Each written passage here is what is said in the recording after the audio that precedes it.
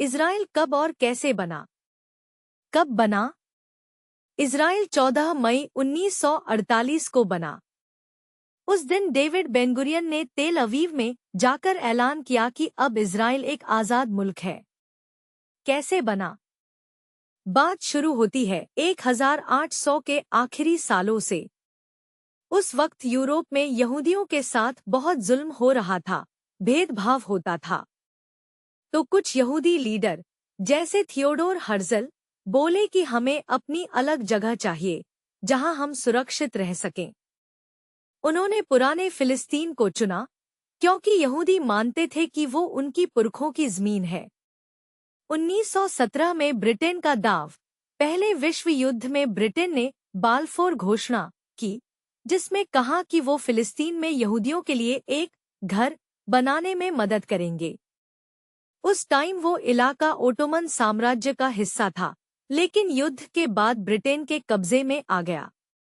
British राज 1920 से 1948 Britain को फिलिस्तीन चलाने का जिम्मा मिला। इस दौरान ढेर सारे यहूदी वहां बसने लगे, लेकिन वहां पहले से रहने वाले अरबों को ये पसंद नहीं आया। दोनों के बीच झगड़े फसाद होने लगे।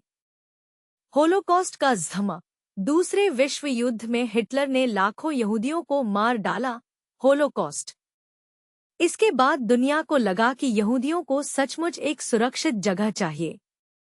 यूएन का बंटवारा 1947। उदास स्माइली 1947 में संयुक्त राष्ट्र यूएन ने कहा कि फिलिस्तीन को 2 हिस्सों में बांट दो, एक यहूदियों का इज़राइल, दूसरा अरबों का मुल्क। यहूदियों ने हाँ कर दी, लेकिन अरबों ने ना। आज़ादी और जंग। 14 मई 1948 को ब्रिटेन का कंट्रोल खत्म हुआ। उसी दिन यहूदियों ने इज़राइल बना लिया। अगले दिन ही मिस्र, जॉर्डन, सीरिया जैसे अरब मुल्कों ने इज़राइल पर हमला कर दिया। लेकिन इज़राइल ने न सिर्फ बचाव किया, बल्कि और ज़मीन भी हथिया ली।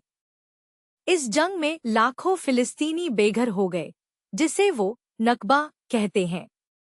बस यही कहानी है। इज़राइल बना यहूदी आंदोलन, ब्रिटेन की सियासत, होलोकॉस्ट के दर्द और यूएन के फैसले की वजह से।